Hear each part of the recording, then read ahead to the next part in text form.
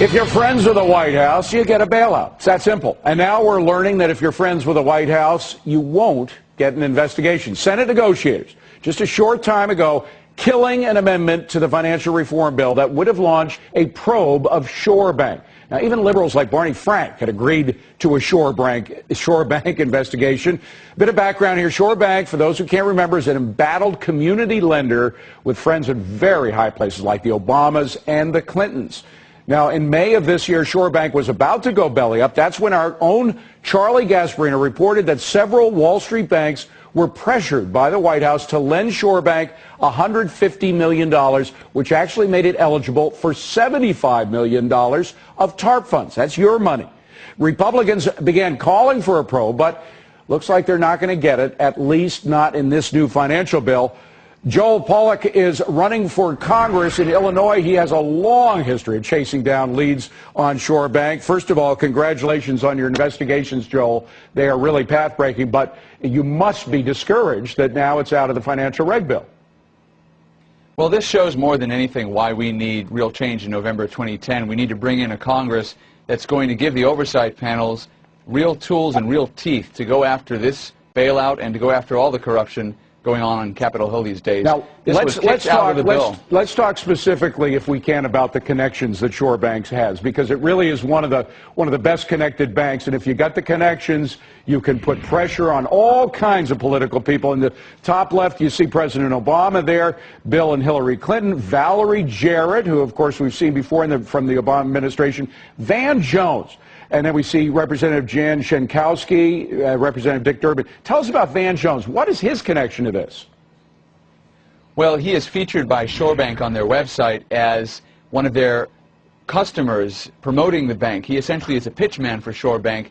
And one of the things ShoreBank got into trouble over was their investments in environmental banking, which did not yield terribly high returns. And, of course, Van Jones being the former green jobs czar, there was a nexus of interest there. ShoreBank's also gotten involved in what I call the weatherization underground, this scam where certain companies get money from the government to weatherize your windows in your homes and so on, and then only later do we find out that the vice president of the key weatherization company is also married to the weatherization czar in the White House, and that ShoreBank is handling the stimulus money, and it's all a big insider circle of self-enrichment. That's what's going on right now. That's why, yeah, it's all connected.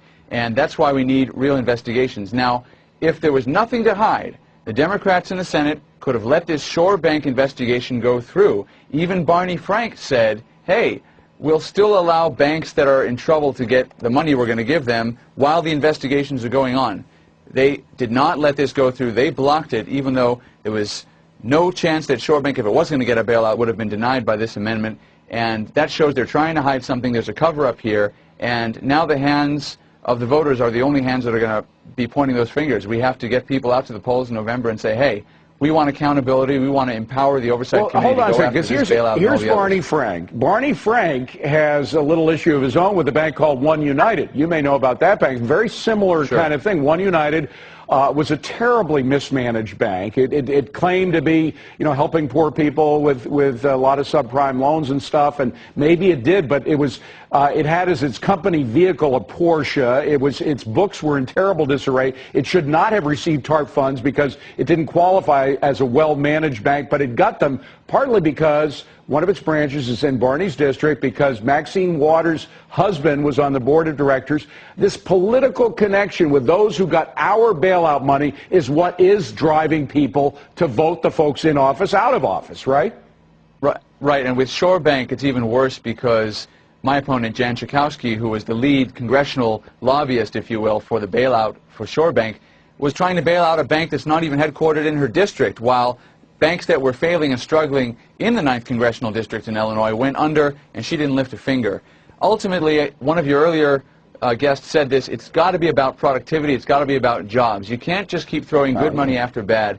The only answer is job creation, reviving the economies of our inner cities, and getting people capital to start new businesses, to grow small businesses, and to hire more people. Right now, everything we're doing, both on the local, state, and national level, is discouraging business growth. The bottom line, hiring. Joel, is a market that is manipulated by politicians is not a free market. We are for a free market, an open market, one that politicians go in and start manipulating for their own political favor at our expense is not only not a free market, but it is on the verge of a corporativist, fascist system where the government controls the private sector, and only the folks with connections get the bailouts. Final word, quickly. That's right.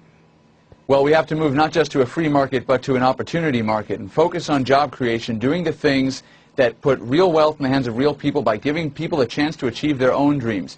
ShoreBank has a nice idea. You provide capital to communities that need it, but ShoreBank went wrong. Even the New York Times said ShoreBank made bad management mistakes. We can't continue to put the taxpayer on the hook, and not another dime of taxpayer money should go to ShoreBank until there's been a full forensic audit, and we've got to change what happens in Washington, D.C. starting this November. Joel Pollack, good to see you, Joel. Thank you very much.